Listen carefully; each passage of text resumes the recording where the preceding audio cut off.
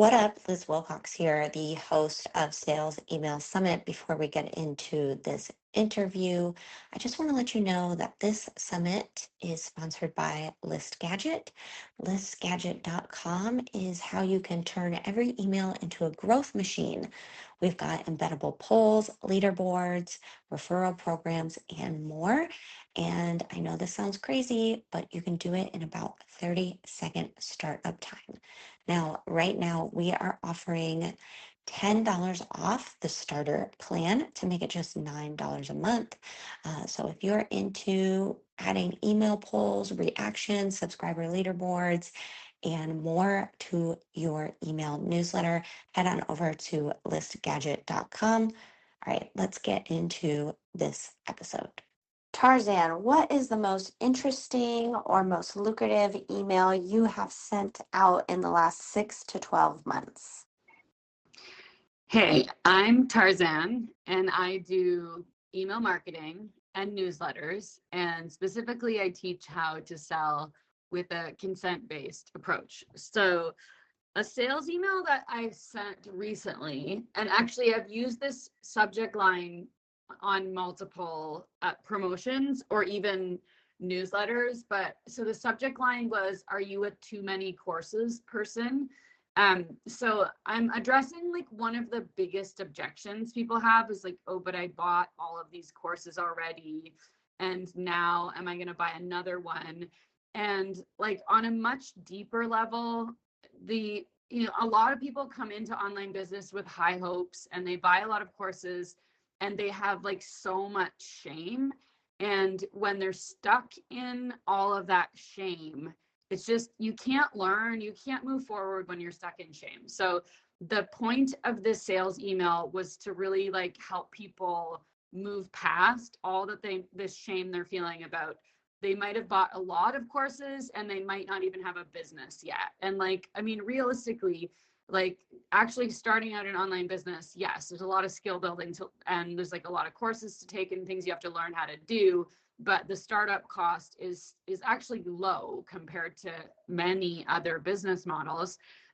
So the point of this email, actually, I didn't say that in the email, but the point of this email is just like to help them reframe that for themselves, why they have bought so many courses and why, like, yes, they may still need another one. So in this email, I do a little bit of like, this is common in my emails, is like, here's something nobody else will say. Or here's something you may not have heard before. And that's obviously key. Like when you read that in an email, that's truly something you haven't heard before. You sit up, lean in, pay attention. So one thing, what it says in this email is, yes, acknowledging like part of the problem is coercive sales strategies. Like that's real, not trying to paint over that. But the other thing that's not talked about is that in order to be successful with this type of business model, and my customers are trying to be successful selling courses, in order to be successful with internet marketing, you have to be great at a lot of things: design, copywriting, ads, tech, finance, all of those things. And that's something that they may not have thought about it that way before. They're just like, oh, I keep getting sucked into like another marketing scheme. But actually, no, that's not true. Like you need to learn about ads. You need to learn about messaging. You need to have good design. So anyway, the email goes on to say like, okay, there's two categories of courses. There's like a category that teaches you like a broader business model, and that like, whether it's memberships, courses, whatever it is. And then there's another category that teaches you a specific skill set that's required, like no matter what type of business you have. Yeah, I guess it's just like an educational email, but really the point of it is to help them think differently about why they are where they're at, to help them like move past some of that shame and just understand like, okay, no, this is like part of running a business is I need to skill build. And particularly this is a sales email or selling a course about how to build an email list. So I want to educate them on that like no matter what business model they choose, whether it's like memberships, whether they're like service-based or coaching model, whatever it is, like this is one of those skills that you apply to really any type of online business model.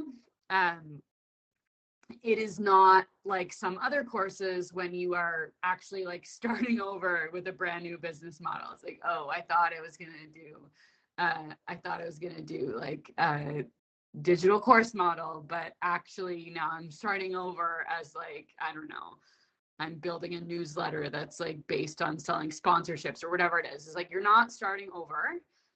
You're not starting at zero. You are building a skill that actually not only will you bring into whatever business model that you have or that you try, you actually can apply this to like any future business that you try. So that's what the email says. It also has a nod to a bonus package that ends. I can't remember exactly what it was. But there is a bonus package. And so I make sure any time that I have a bonus, well, there's a few key things about this email. Like the bonus is obviously mentioned. It's mentioned in the body of the email. It's also mentioned in the PS. It shows like what the stack is and when it expires. Get this bonus if you sign up by tonight.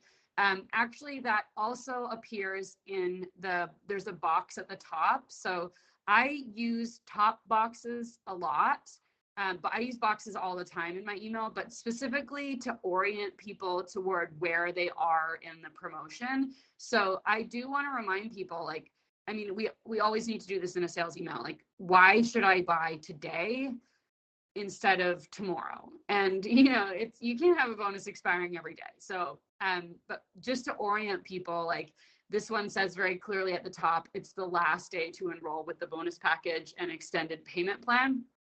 Like you might think that people just know those details because you know them and you have them in a calendar somewhere or you put them on the sales page. Just like you also have to keep in mind though that like people are like exposed to any number of promos in their inbox. Like they're not paying that close attention. So they do need the reminder. So I'll highlight it in several ways. There's a box at the top. It's mentioned in the body of the email. Then it's also in the PS laid out very clearly what the bonus is. And then there's also, this is something like really interesting that we tried this year is there's a special box at the bottom just for Canadians because I'm Canadian.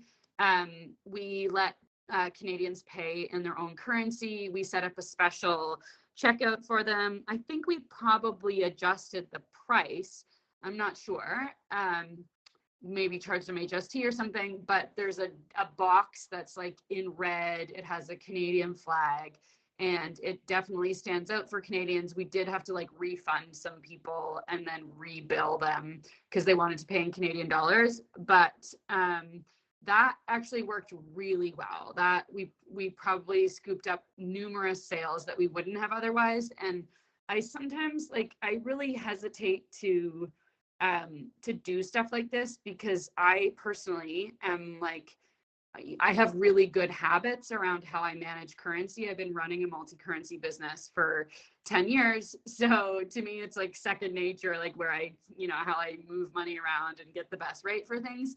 But I know that's like not the case with other people. So this was super appreciated little touch. And I mean, I know there's software that lets people view prices in their own currency, and we might consider implementing that in the future. One thing I've noticed about those sorts of software though is they, like, for example, Stripe offers the ability to just like pay in Canadian dollars, but they take the existing price and then there's like the markup on it is like market rate plus like 3%, which personally like I could do better. So I want to give, we just charge USD usually across the board and let people deal with currency in their own way, which anyway, I realize not everybody is so good at playing the currency game. So we tried that. It was a success. We will probably do that at some point in the future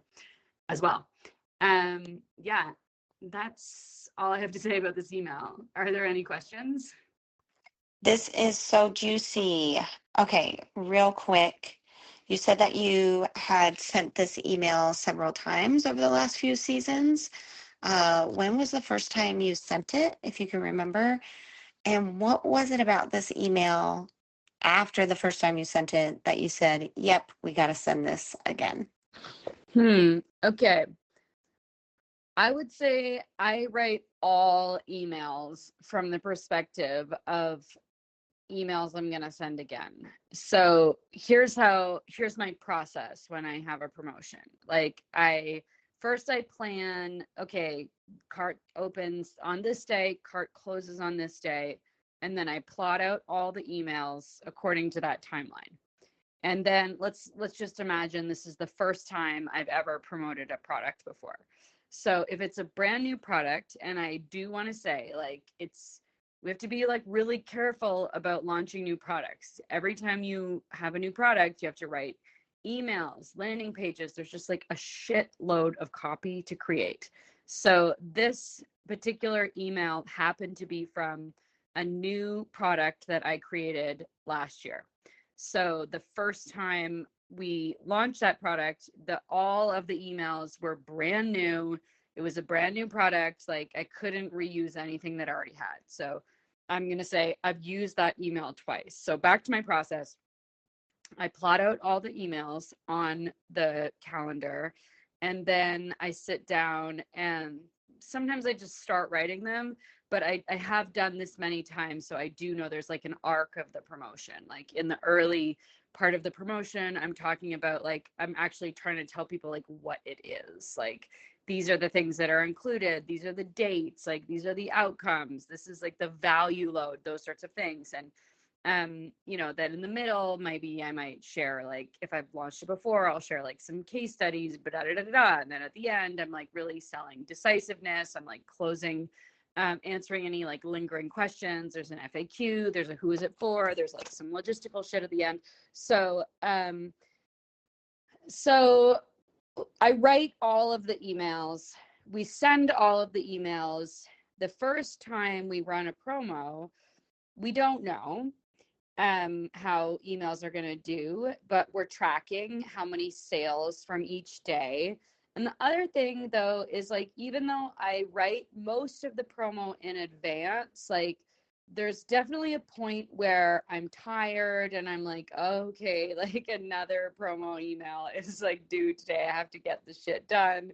And inevitably, after I finish a promo, let's say I have 12 sales emails, and there's probably like 8 of them that are very good, and hopefully 6 that are completely reusable, almost verbatim, and some that need some tweaks, and some that are like, okay, Tarzan, you were having an off day. So when I come into the promotion, the next time I went into promotion, so let's say this product that I was promoting, that was in the fall, and then we were promoting it again like in the spring, maybe even in the winter. And so the first thing we do is like create a new schedule for all the emails. And then I go over the entire promotion from last time and decide which emails that I can reuse. And, this is like, I've been doing this for almost 10 years. So I have a lot of experience. And I mean, we do track like which emails went out and how many sales happened on each day.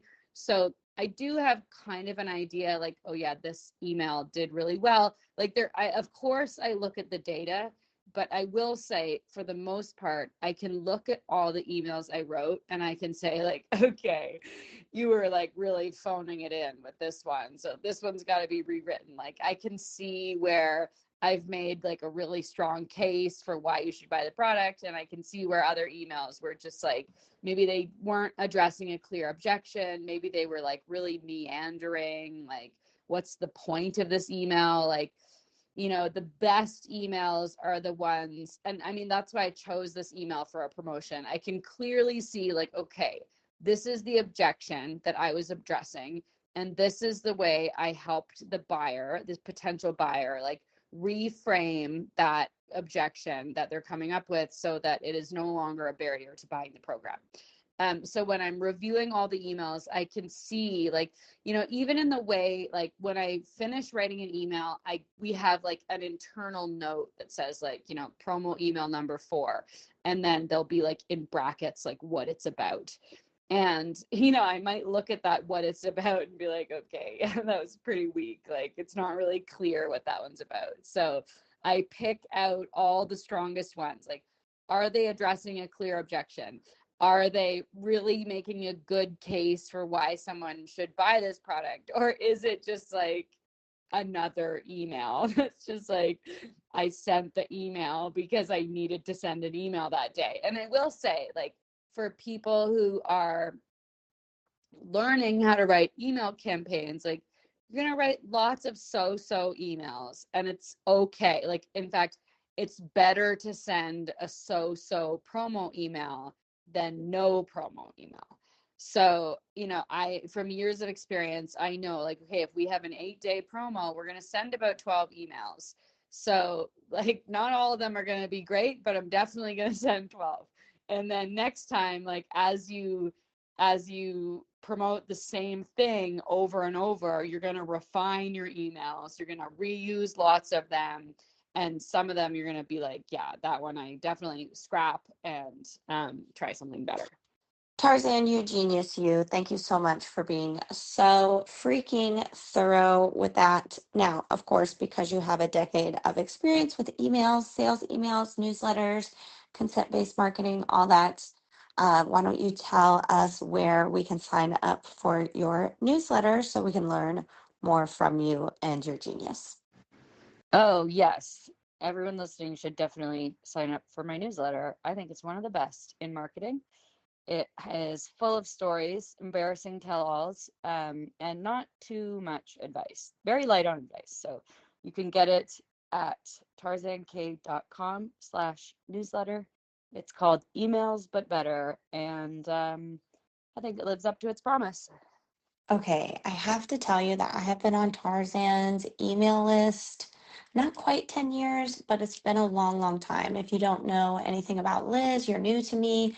I used to be an RV travel blogger and I loved email back then. And I had a friend tell me, oh, you would really get along with Tarzan K. So I got on her email list. I bought one of her programs back in the day, a million years ago, Email Stars. If it ever comes up for sale, buy it. It's pretty darn good. Anyway, love her emails. Get on their email list. Okay. Speaking of Tarzan's emails, one of the things I love about Email Stars, this is not a promo for that, is that she gives you a lot of templates like sales templates, etc. But of course, that's not, I don't even think that's open right now. So your next best bet is to steal this email from her inside the Steal These Sales Emails template pack. You already know it's a plug and play collection of every single email from the summit, rewritten into simple templates so you can customize in minutes. I could not believe when Tarzan and a lot of the other speakers, honestly, said, yes, Liz, you can take my email, you can templatize it, you can put it in a wicked, inexpensive bundle. 35 bucks is a total steal. Steal these sales emails template pack. No decoding, no guesswork, copy, tweak, send, make sales just like Tarzan. Link in the show notes.